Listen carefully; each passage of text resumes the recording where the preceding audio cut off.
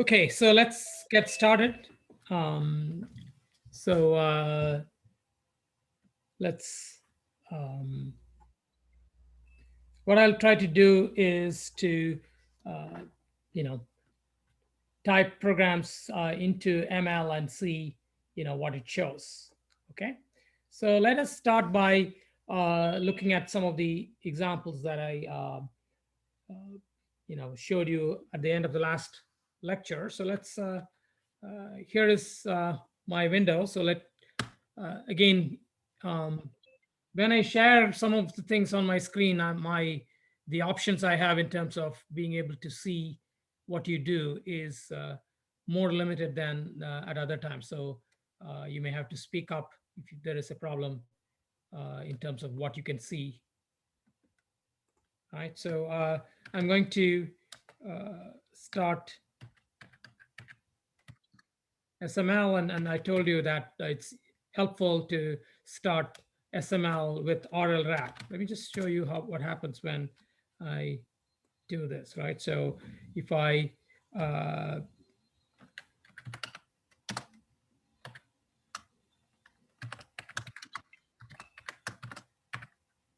let's say I have this sample function which doubles whatever value I give it, right? So if I do f of 2, it's going to do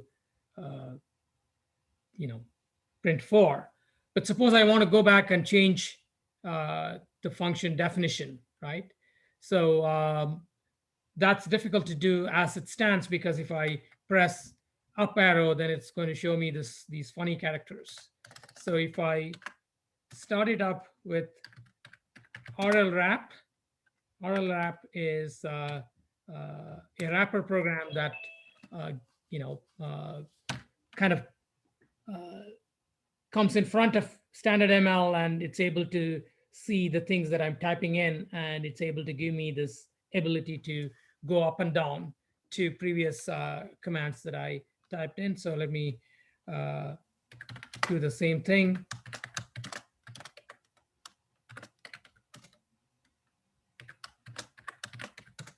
Right now, if I go up, then I see, and then I can edit it. And now, that's obviously much easier than typing that function from scratch. So that's why I recommend that you always run it with this wrapper on.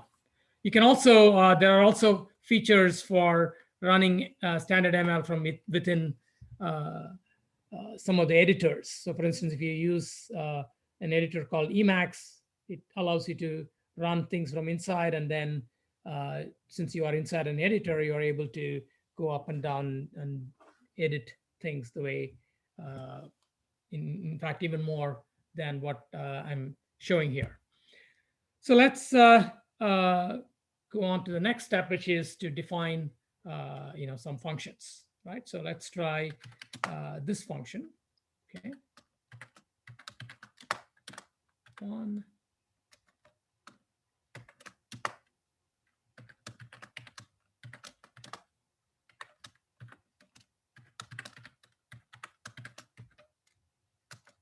Right, so I define f of 0 to be 1. That's a base case.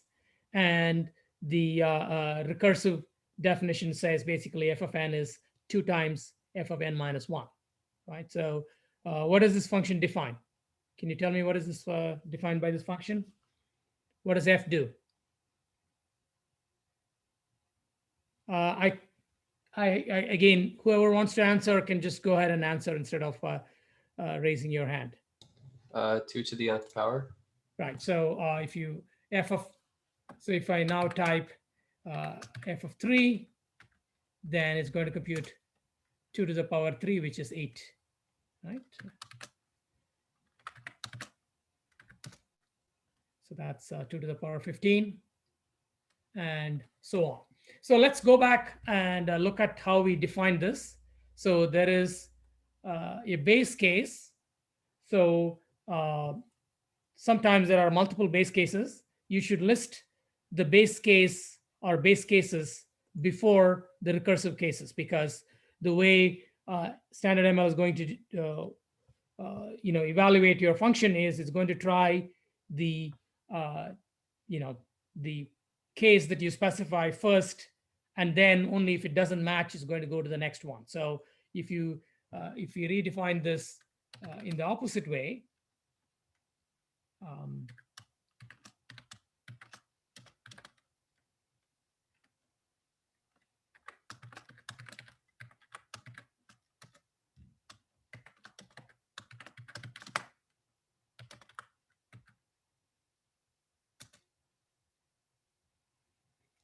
then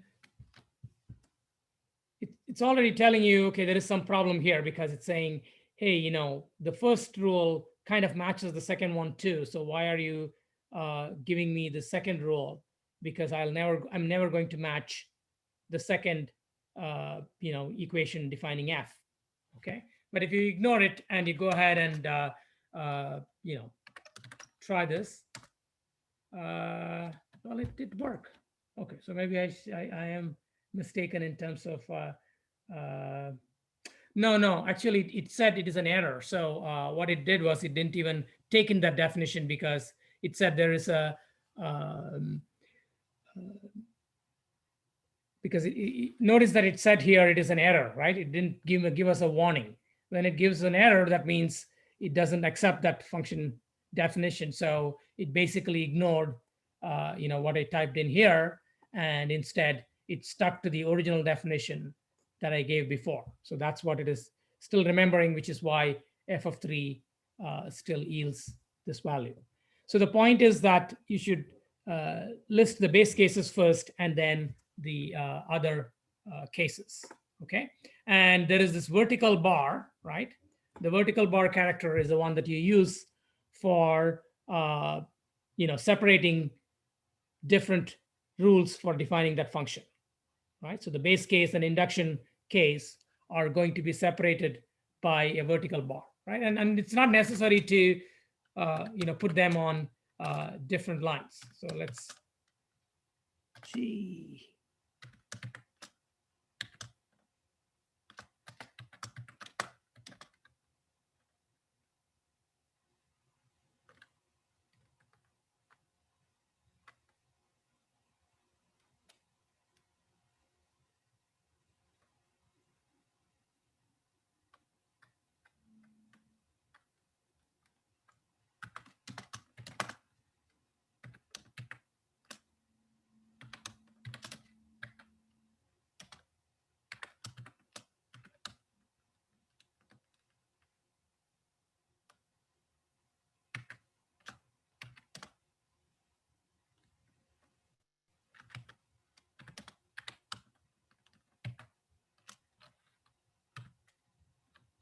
So you can define all the cases in the same line. That is not going to matter. So let me just make a slight change and make the one to be the base case. Okay.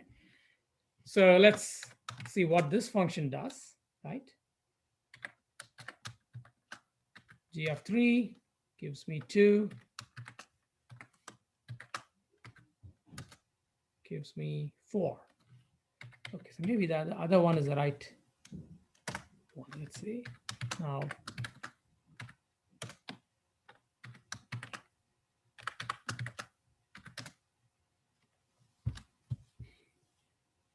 So can you tell me what this function g does? You see the definition here, right? G of 0 is defined to be 1. G of n is defined as 2 to the power g of n div 2. So what you can do is you can, sometimes the way to figure out what it does is you can evaluate the function yourself. So let's take g of 11, right?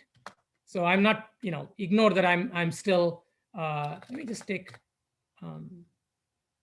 ignore that I'm typing to standard ML, right? I'm just using it as a scratch pad. So I'm trying to show you how to, use this definition of G and try to evaluate the function G by hand to understand what it is doing, right? So G of 11 is going to match this case, right? So then it's going to be 2 times G of,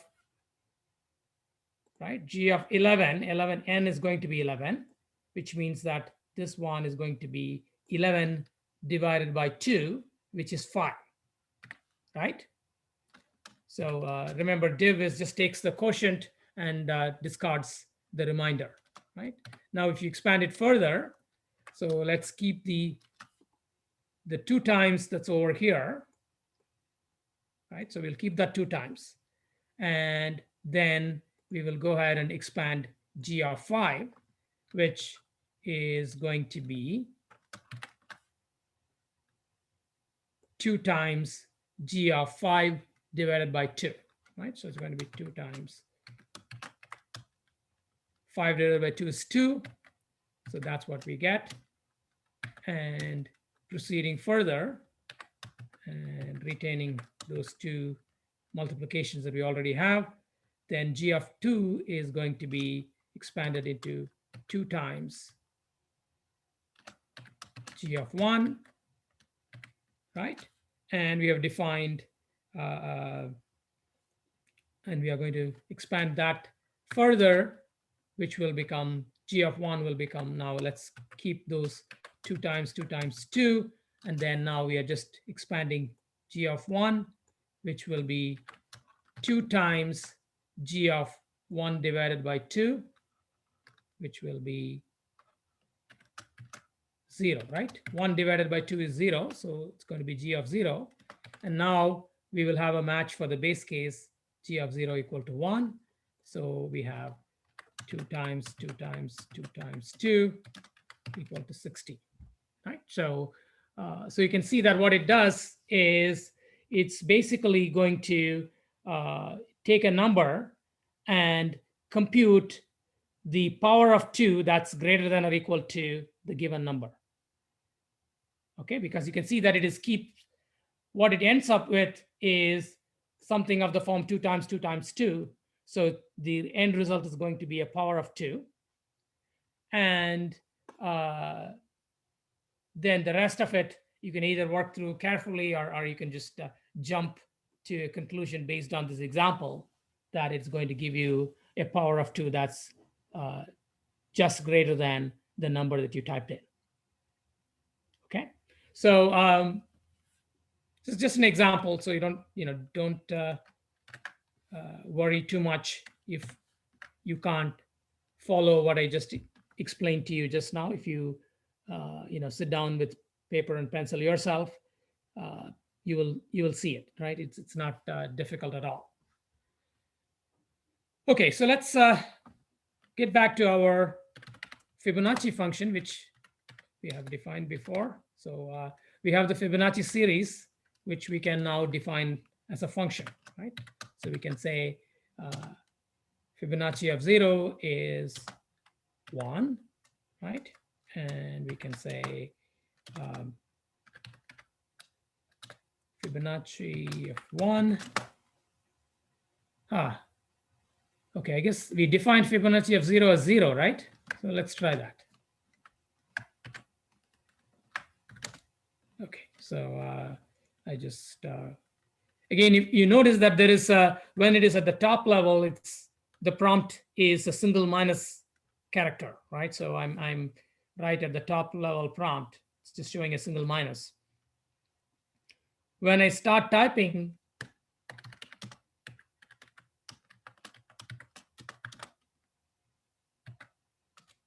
so now you see it's in the middle of a definition, the prompt has changed to an equal to symbol, right? So it's telling us it's in a second level prompt, expecting more input from us.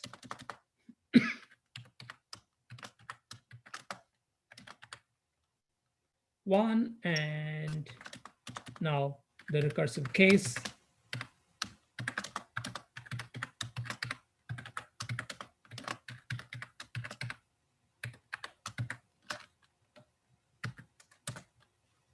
Right? So now we can try. And well, let's start for fib of 2, right? So that's even better. So fib 0 is 0, fib 1 is 1, then fib 2 is going to be 0 plus 1, so it is 1.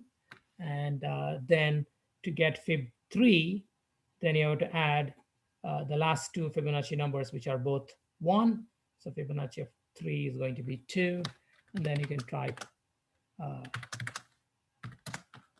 okay, Fibonacci of 10 is 55.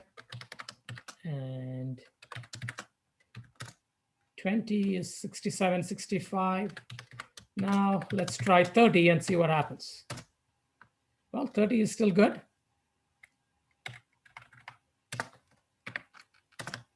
Okay, now we are thinking, right?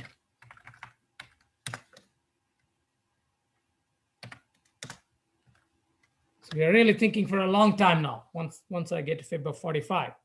So tells you that to compute Fibonacci this way, it takes quite some time, right? It's still at it. Okay, and then finally it says the number is too large, right? It says overflow, right? So we get an overflow when you are working with integers and the number is too large and the arithmetic causes that number to become bigger than what can be stored in a single integer variable.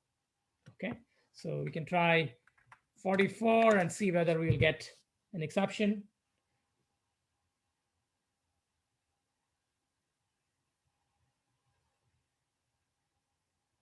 Well, okay, you can compute 44, but so 44, the 44th Fibonacci number is 701 million.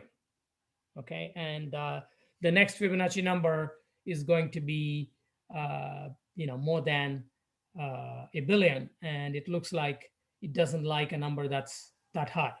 Okay, it looks like it's not able to represent integers larger than a billion. Okay, any questions so far?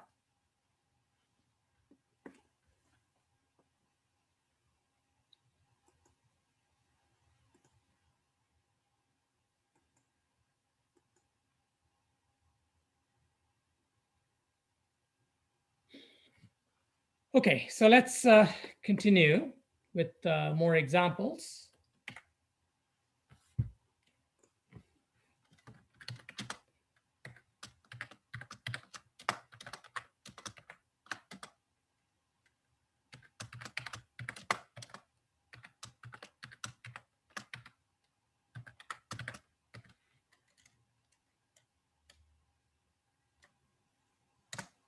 So what is this function?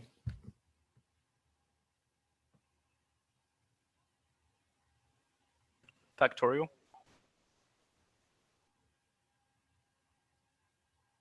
Yeah, of course, it is factorial. So I just want to give you a little bit more time for everyone to look through it.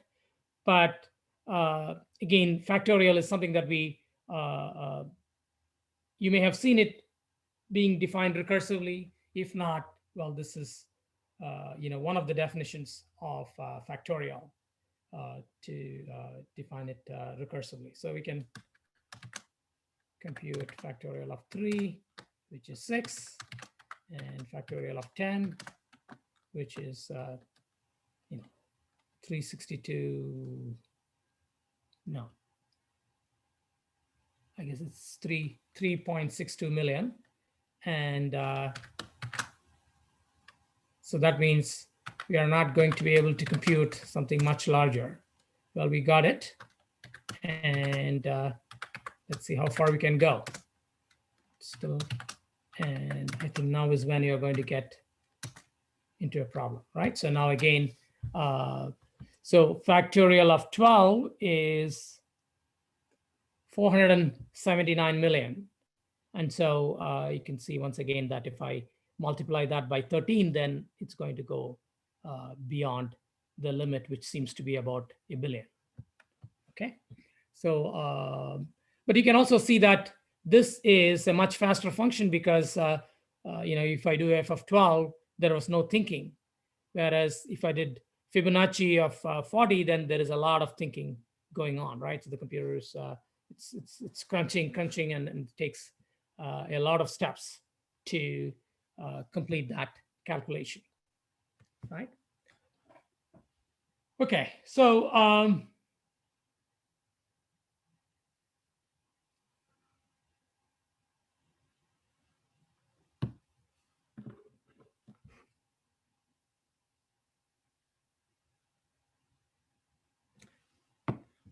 let's try one more function, right? So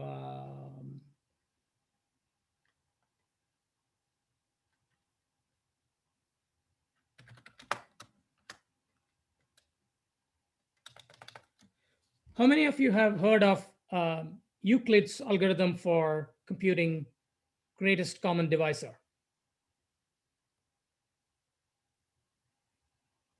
So it's a simple algorithm for computing the greatest common divisor of two numbers, right? So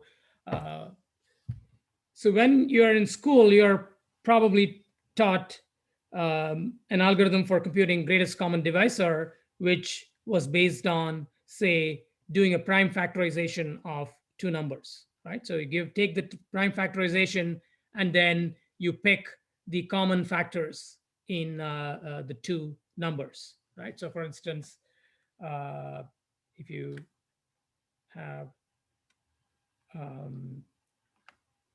let's say you want to find the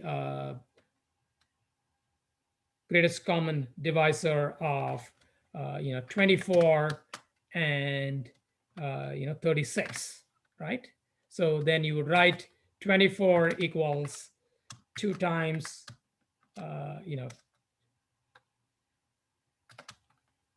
2 raised to the power 3 times 3, right? That is 24. That's a prime factorization of 24. And the 36 again is I guess 2 raised to the power 2 times 3 raised to the power 2, right? So that's the prime factorization of 36. And now looking at the prime factorization, you see there is a 2 to the power 3 here and 2 to the power 2 here. So what is common is basically 2 to the power 2, right? So one of them has 2 to the power 3, the other one has 2 to the power 2. So the minimum of these two is 2 to the power 2. So, and then for 3, we see there is a 3 to the power 1 here. Let me just get this here. Okay, so so there is 3 to the power 1 in the factorization of 24 and 3 to the power 2 in the factorization of 36. So once again, what wins is just 3. So that tells you that the greatest common divisor is 2 to the power 2 times 3, which is 12, right? 2 to the power 2 is 4. 4 times 3 is 12, right? So that's the kind of GCD calculation that we know. There is this other algorithm, which is actually much simpler. And what it says is there is an identity which says that the greatest common divisor of A comma B is the same as the greatest common divisor of A minus B comma B.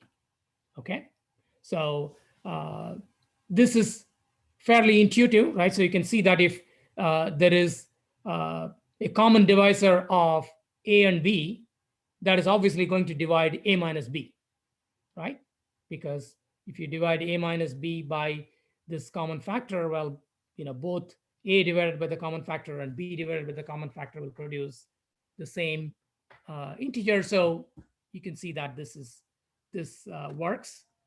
Now you can generalize it a little bit further and then say GCD of A comma B is the same as GCD of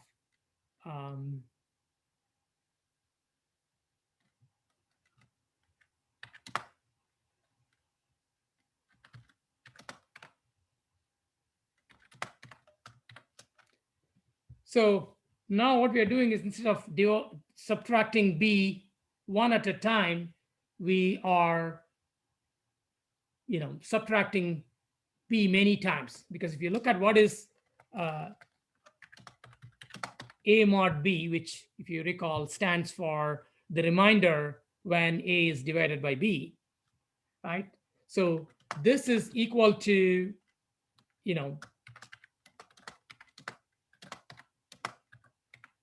right?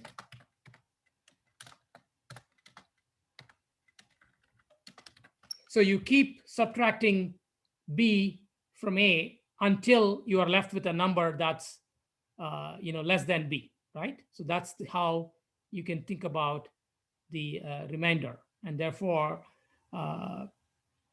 the simpler algorithm, which basically says that the GCD of A and B is the same as GCD of A minus B and B, can be converted into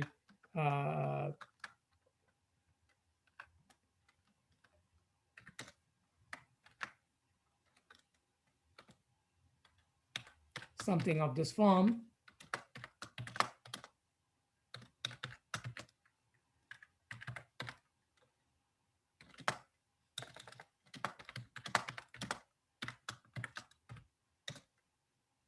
So, never mind what ML is telling you, because I'm not typing in programs here. I'm just trying to type in some definition for you to convey the idea. So let's try to write a function based on this concept. And once again, this is the Euclid's algorithm is not something that you are going to imagine and come up with. It's a known algorithm, and all we are doing here is implementing it in standard ML. Okay, and what we are going to do is we are going to implement it using two functions. Okay, so first of all, we are going to define a function called Euclid in this way. So this is the base case, which says that GCD of 0 on any number is that number itself. Okay, so some of you may not have, for some of you, this may come as a surprise because you might not have thought about GCD of 0 on any other number. But by definition, the GCD of 0 on any other number is that number itself. Okay. So now let's define the recursive case.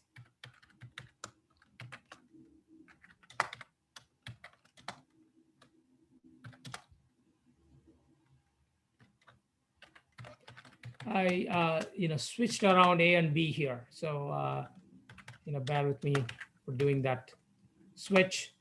But otherwise, this is the same thing that I wrote here, right? So I took this, except that I switched around B and A, right? And so that's what I did.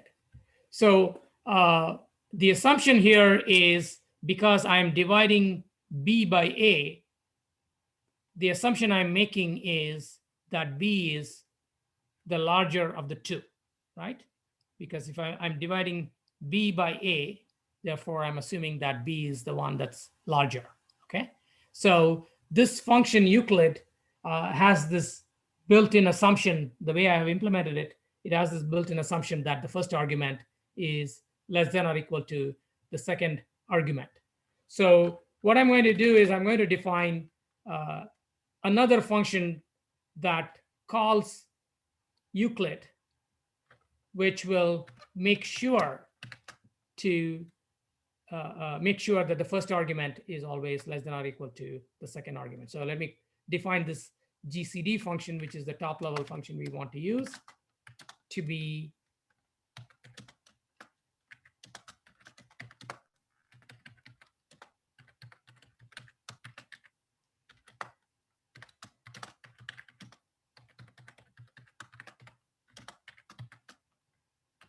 right? So GCD no longer has a limitation that the first argument should be less than the second argument. So, but what it does is it checks which one is smaller, and then it calls Euclid with the smaller number in the first position, right? So that's GCD. Now we can try our, and it tells us it is 12. We can, of course, try it the other way, and it still works and gives us 12. And we can try, and it tells us, okay, 35 and 36 have a GCD of 1. We can also try GCD of 10, 0, and it'll tell us that is 10. Okay, so so this Euclid algorithm is one of the efficient algorithms for computing greatest common divisor, and you don't have to necessarily compute the prime factorization before computing a GCD, right? The computing the prime factorization is a bit more involved than what this algorithm does. Any questions?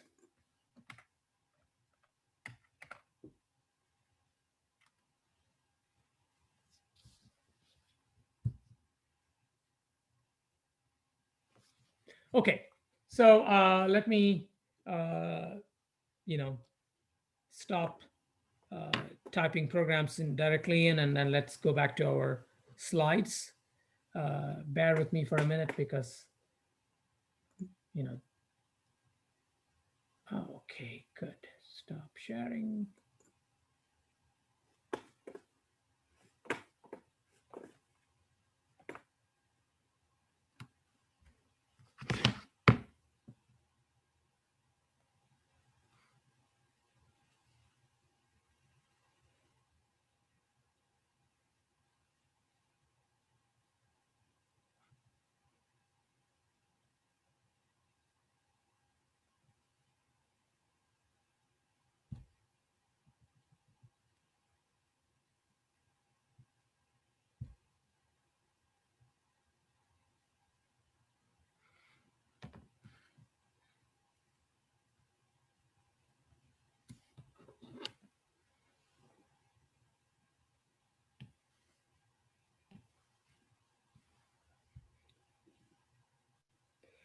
So here are the programs that we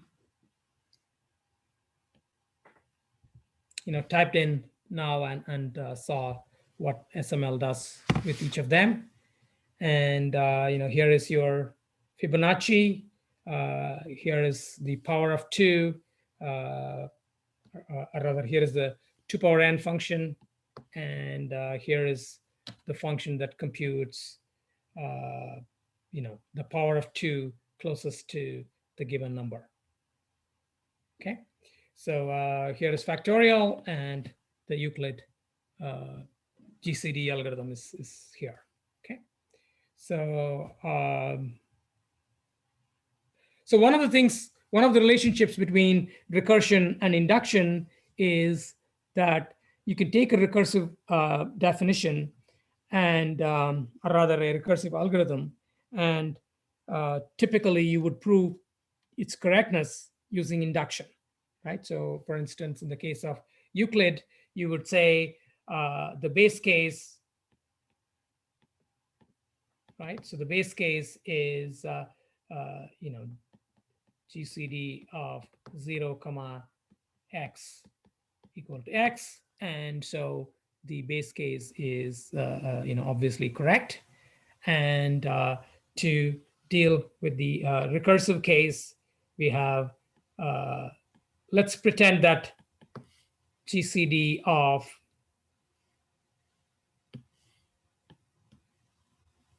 let's just take the Euclid, right? Let's not do GCD. Let's just worry about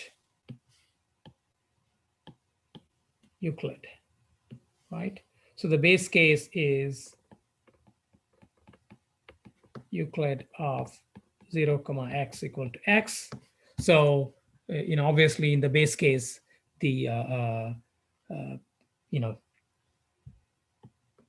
the output of the Euclid function is the GCD that we seek, right? So so this recursive definition yields the correct answer in the base case. Then for the induction step, right? So we have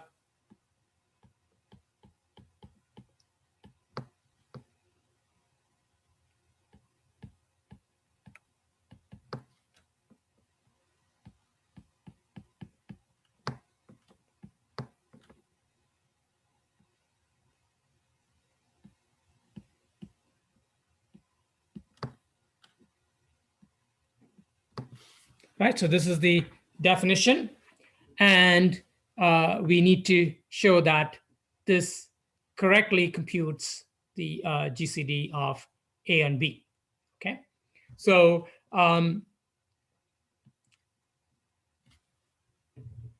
the way to set up the induction in this case is based on the number of times the recursion is going to take place. Okay, so what we are going to assume inductively is that if Euclid finishes evaluating in k steps or less, then it computes the correct GCD. Okay, so so what we are going to do in this example, rather in this step, is that we are going to the induction hypothesis is going to tell us that Euclid is going to compute the GCD of these two numbers correctly.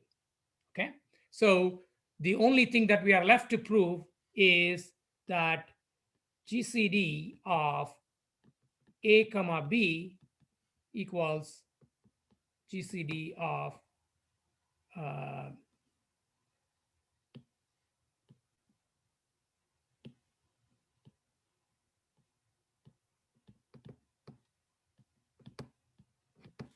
okay, so we can get by induction hypothesis that Euclid of B mod A comma A is nothing but GCD of B mod A comma A, right? And this is also equal to what Euclid of A comma B yields, right? So all we need to prove is that GCD of A comma B is the same as GCD of B mod A comma A, right? And I already told you, gave you an idea of how this, why this holds. So, so as a result, you have a recursive definition, and you can prove it correct using induction. So this is why in computer science, induction and recursion go hand in hand. Okay, but I won't spend too much more time on that. But let's try to look at another problem, which is identifying the runtime of functions.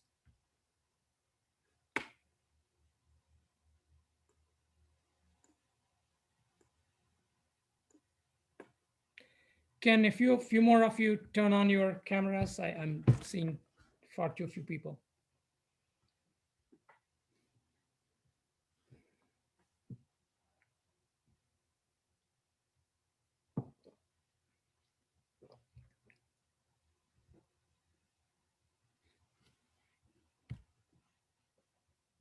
So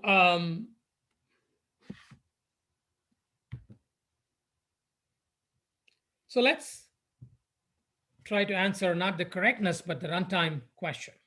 Okay, so if we take the factorial function, right? So we have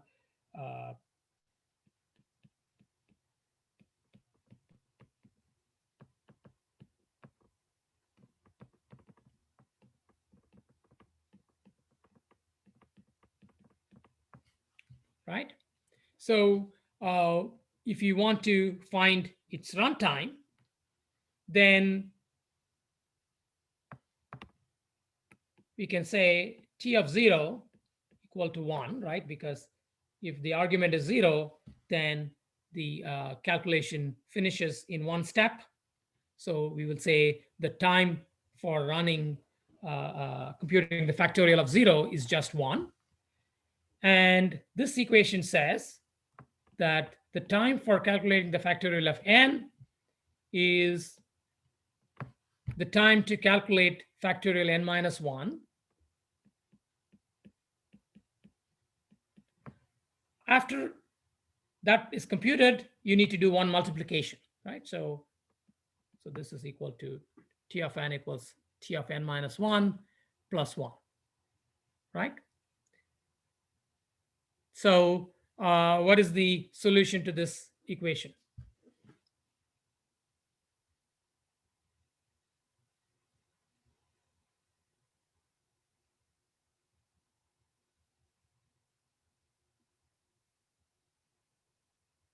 So what's going to be T of 2?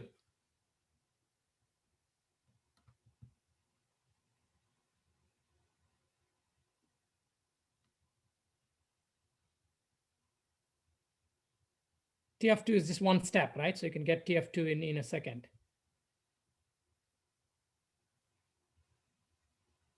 Or T of 1, let's say. T of 1 is just, T of 1 is 2.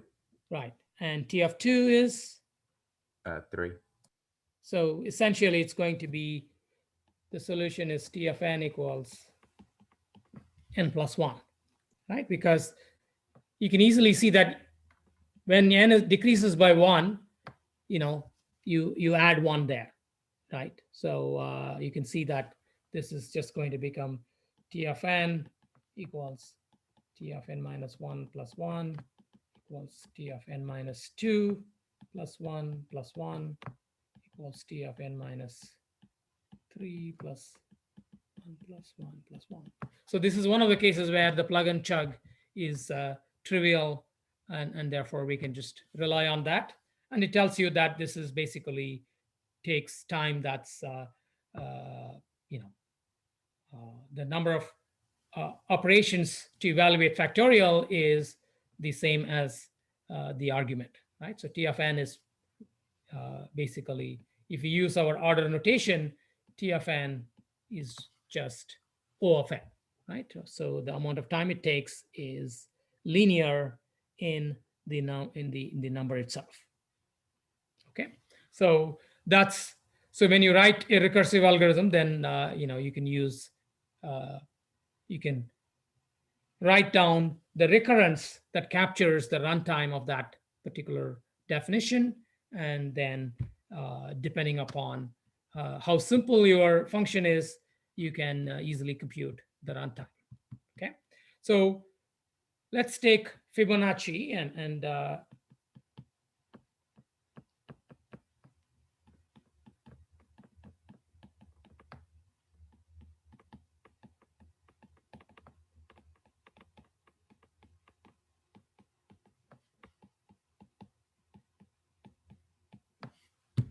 right.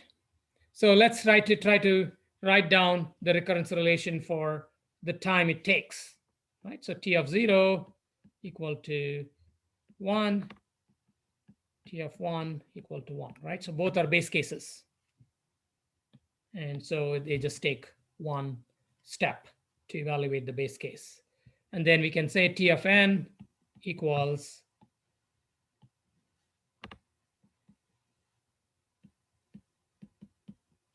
so you have to evaluate fib of n minus 1. So there is T of n minus 1 and fib of n minus 2, which will take T of n minus 2.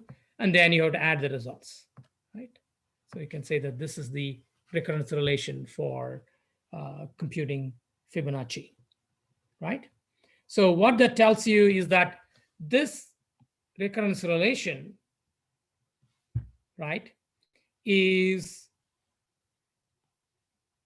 going to have a solution that's larger than this one, right? Because this one says fib of n is fib of n minus 1 plus fib of n minus 2. This one says T of n equals T of n minus 1 plus T of n minus 2 plus 1, right? So you can see that T of n is, greater than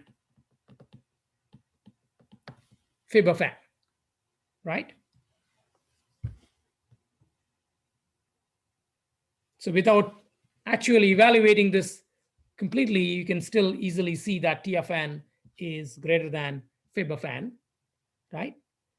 Which kind of explains why it takes a while to compute the Fibonacci function, right? Because if the Fibonacci value is 1 billion, then it takes 1 billion steps because the time for evaluating is always greater than the actual Fibonacci number, right? So if it takes 1 billion steps to compute a Fibonacci value, then obviously it's going to take a while even for the computer, which is doing in the range of 1 billion operations a second. Okay, so that's why Fibonacci is so slow. Let's try to understand in a better way why Fibonacci is slow. So let's try to take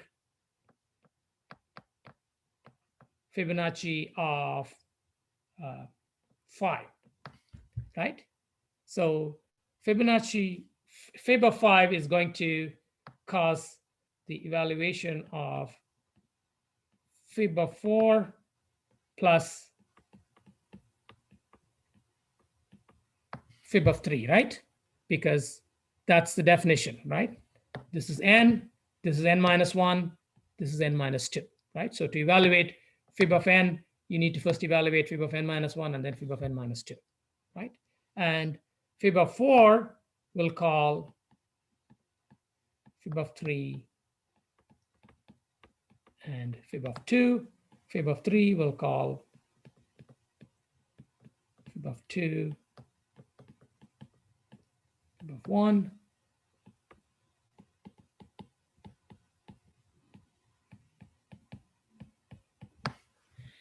And you can see that how many times fib of 2 is getting called, right?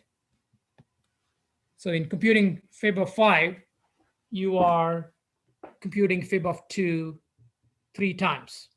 And if you see what happens when you compute fib of 6, then you will see that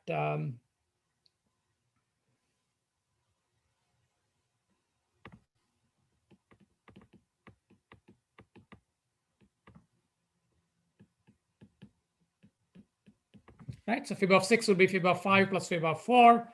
And now fib of 4 will do fib of 3 and fib of 2. And fib of 3 once again will do. Now you have added,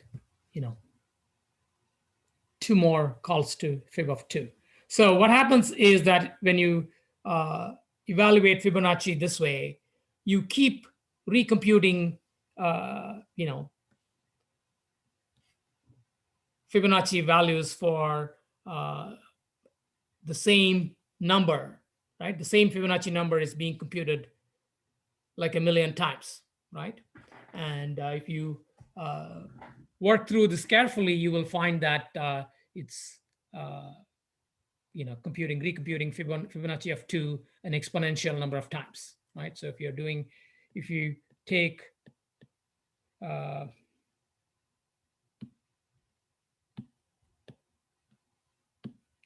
so when you evaluate fib of n, it will end up evaluating fib of 2, okay, roughly 2 to the power n times. Okay, so it's basically an exponential algorithm, which is why it really takes a very long time. And that's, of course, the case. If you know that, we know that fib of n, right? So for large numbers, right, fib of n, if you recall our definition, right?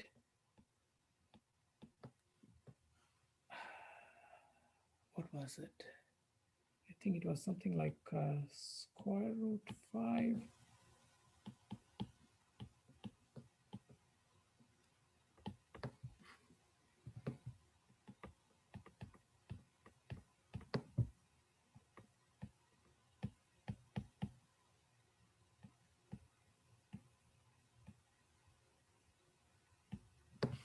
Right, so I think this is the closed form expression for the nth Fibonacci number.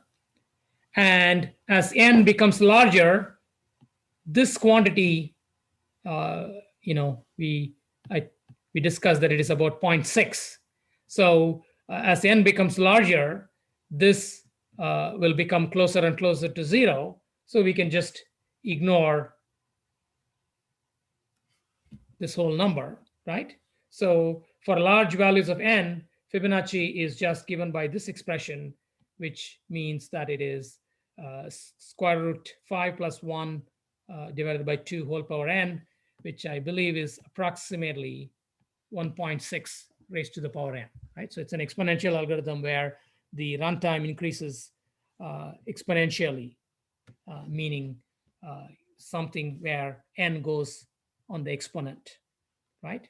So because T of n is greater than fib of n, that means that to compute fib of n, you spend an exponential amount of time, okay?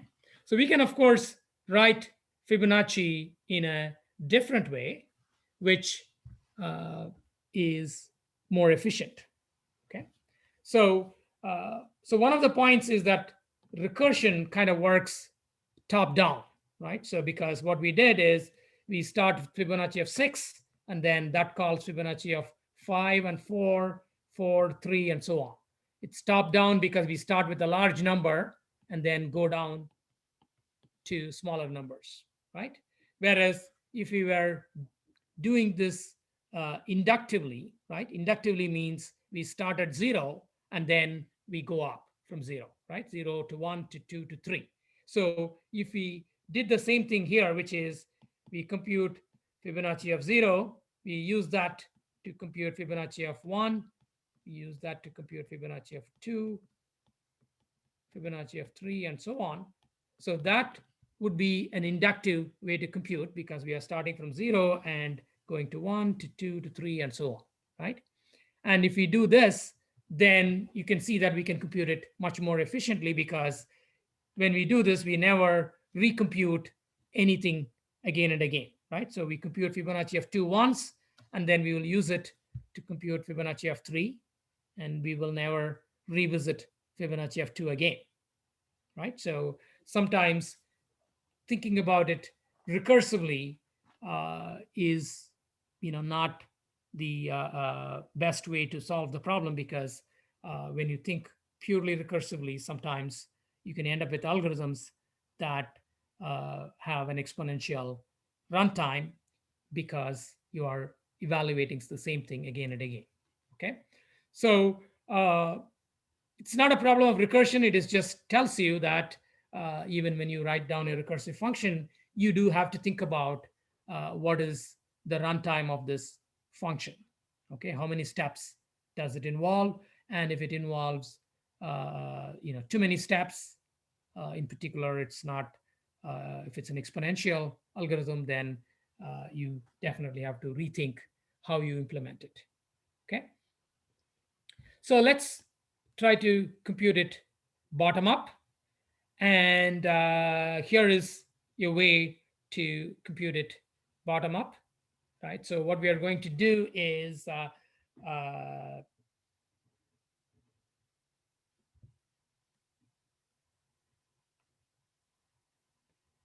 so in order to implement this, we have to, one way to implement it is shown here, right?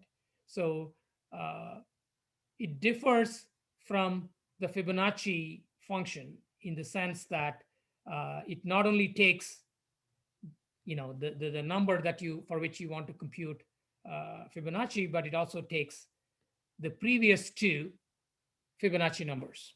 Okay, so X and Y are supposed to be the the previous and the second previous Fibonacci numbers.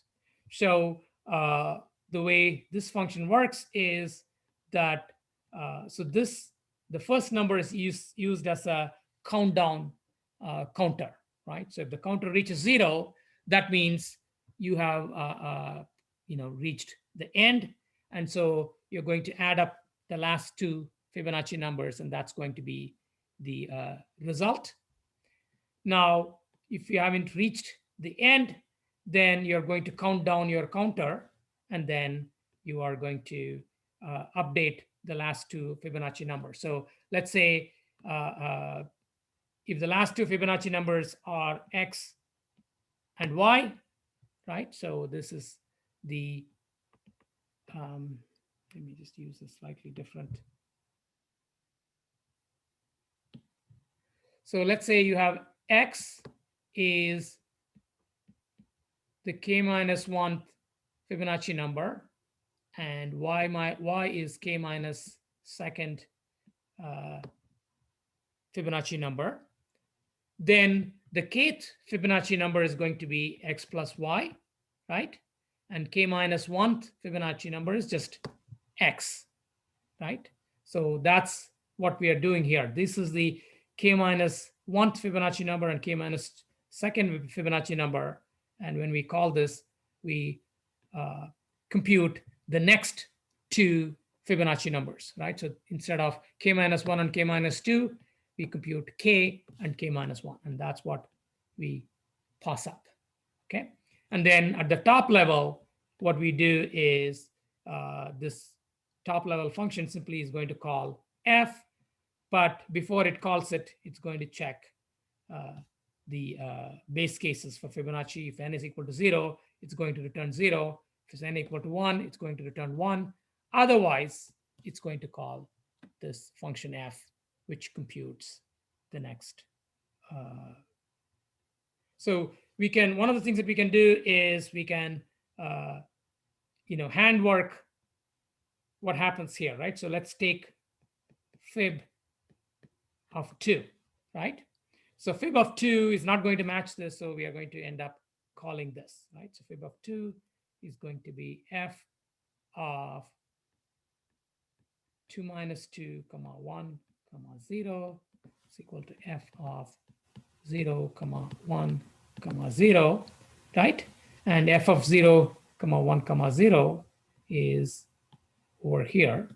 So x matches 1, y matches 0. So the result is going to be 1 plus 0 equal to 1. Okay. So let us take Fibonacci of 2, which is a little bit, which shows you a little bit more of what really goes on. So fib of 3 is going to call f of 3 minus 2, right? 1, 0. So let us rewrite 3 minus 2 as 1. Now this is going to match this case. So you're going to rewrite this as, so notice that this is n, this is x, this is y, okay? So with that understanding, let's write down what is on the right-hand side. So we have f. If n is 1, n minus 1 is going to be 0. If x is 1 and y is 0, x plus y is going to be 1.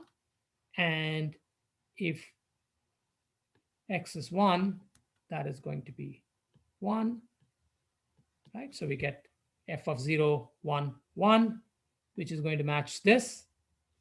Once again, this is x, this is y. The right-hand side is x plus y. So 1 plus 1 equal to 2. Okay.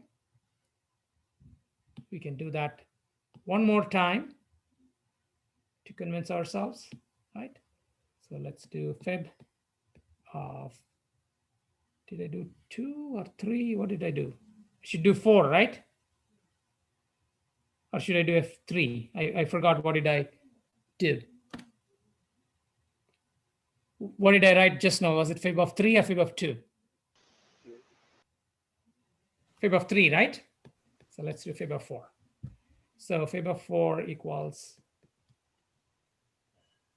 f of 2, 1, 0, right? So n minus 2 in this case is 2, 1, 0. And then we match this. So this is n, this is x, this is y. So we use that definition, and that says f of 1, comma 1, comma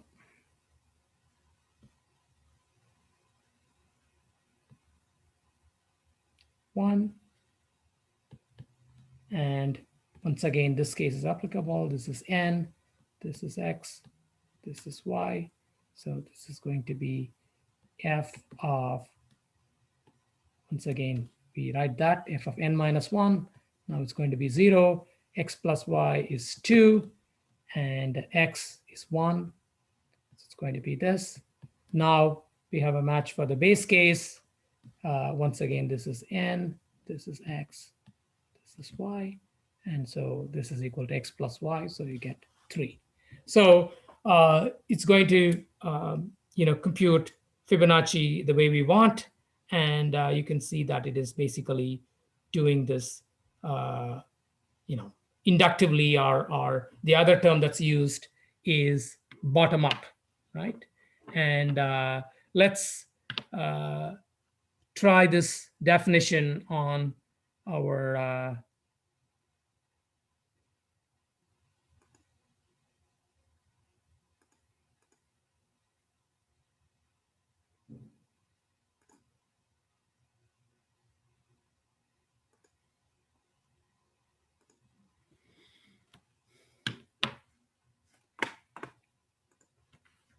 so let's define this.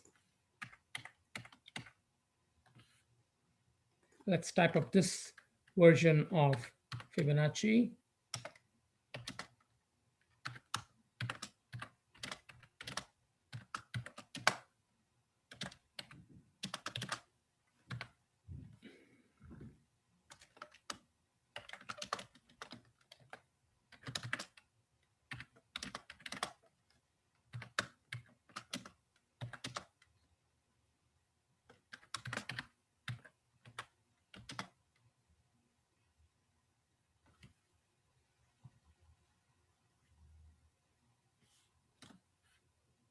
Are you seeing the screen or not? We Okay. see it. Yeah, because for some reason on my iPad, it's not showing the screen. So I guess that's because I'm not in the right application. Okay, yeah, good. N minus 1 and x plus y, comma x. So that's the, and then fib of n equals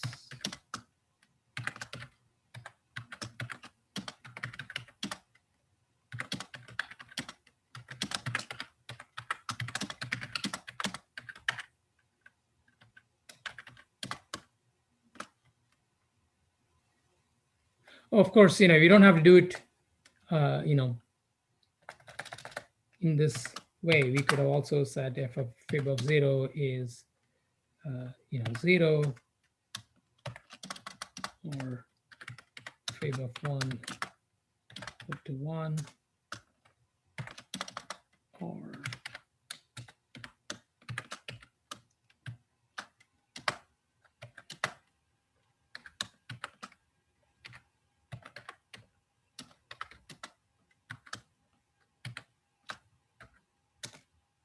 right. So now we have this new definition, and you can see that fib of 44 requires no thinking, right? Because it's only taking 44 steps, right? So you can, if you work through the steps, you will see that it's only takes a linear number of steps. So fib of 44 takes 44 steps and not like a billion steps. So it doesn't take any time. Okay. So Fibonacci is an example. It's a very simple example of a function that you can write, horrendously inefficiently or as efficiently as you can.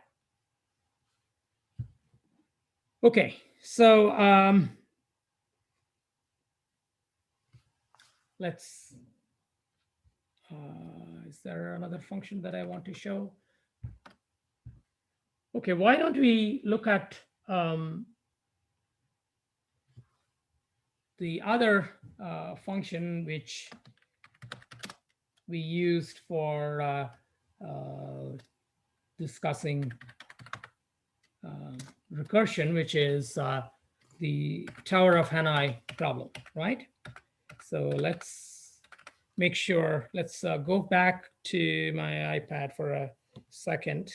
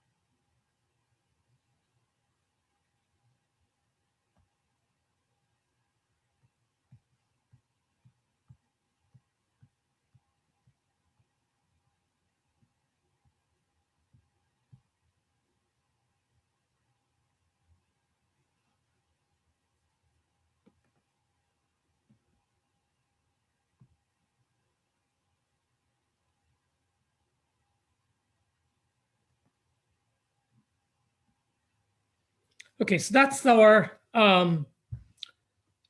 Towers of Hanoi algorithm, right? So that was our first recursive example, and we can try to implement that in standard ML and see what it does, right?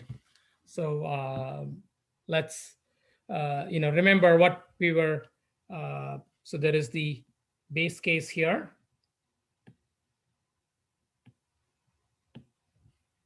Right, so there's a base case which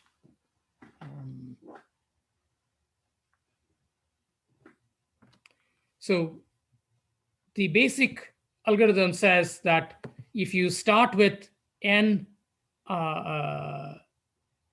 disks in the first peg and you want to move them to the third peg, then what you have to do is you need to move the top n-1 disks from the first peg to the second peg, right? And then the nth disk needs to be moved from the first peg to the third peg. And then now you take the n-1 that you have stashed away on the second peg and you move them back to, I guess this should be 3, right? So, and then the base case is, when you have just a single disk to move, in which case you just do a move disk. There is no, recursive call. Okay, so let's have this in mind, and let's try to implement this in ML. So what we are going to do is this move disk is, we haven't defined what it means. We kind of understood that it is going to move a disk from this peg to that peg.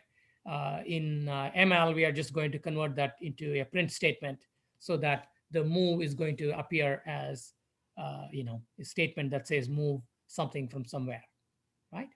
So let's do that. I'm going to switch back to the other window. Okay.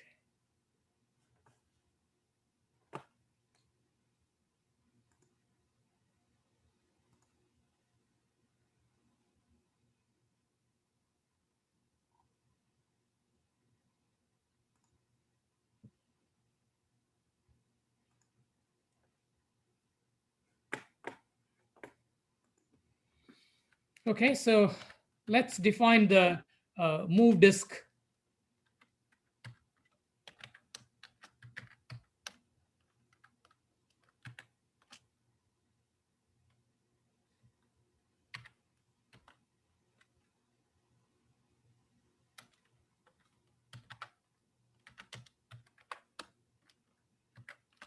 Right, so this is an operation to move a disk n from peg P1 to peg P2, right? And because the computer can't do the move by itself, it's just going to print a message saying that you're going to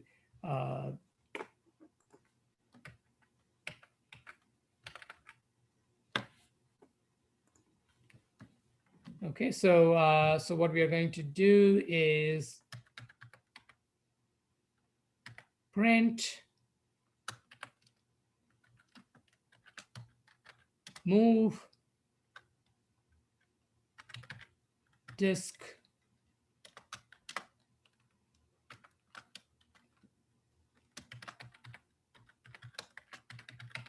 So recall that we have to first convert the integer from integer to string, and what we need to do is to call this function called int dot toString. So we want to say move this disk from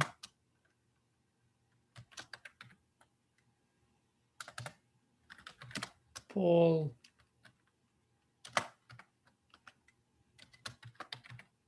int dot toString of P1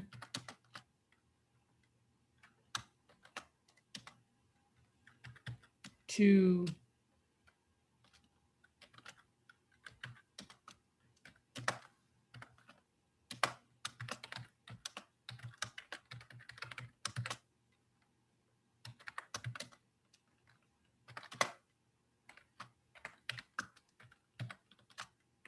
hopefully I got this right. Okay, so it accepted that. So let's see whether we wrote it correctly. So let's say I want to move disk 4 from peg 1 to peg 3. It says move disk 4 from pole 1 to pole 3, right? So it seems to work right. So we wrote the print statement. Now let's write the main. Let's define the main function. Function, I'll just call it Hanoi because I don't like to type too much.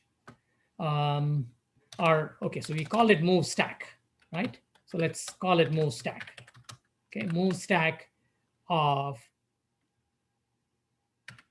n comma peg1 to peg2 is, yeah, it's going to be a little bit more messy because when we define the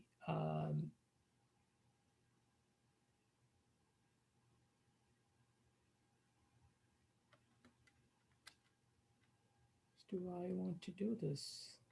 Okay, it's going to be a little bit messy. Okay.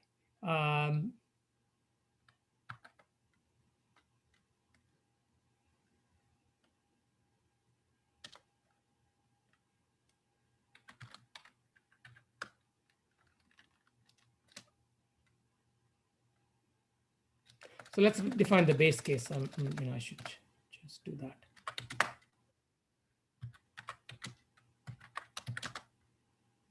So the base case is,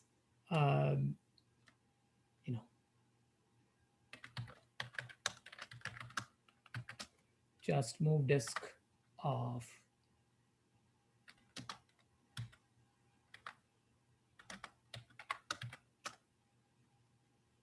right. So that defines the base case that we have before, and now let's go ahead and define the recursive case.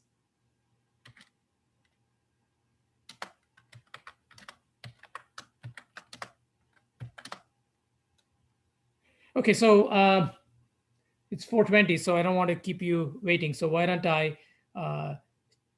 type this up and I will post it. And it is a good idea for you to actually try this out yourself, right?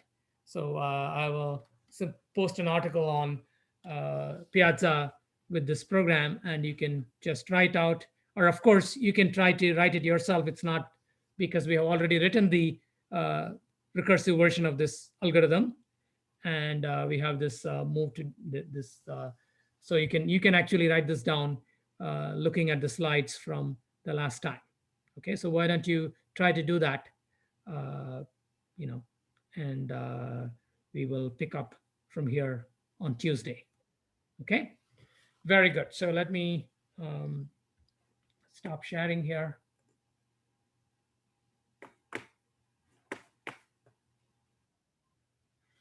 Okay, so yeah, if you have any questions, go ahead and ask. Otherwise, feel free to drop out. If you have any questions about the exam, post it on Piazza if it can't wait until Tuesday.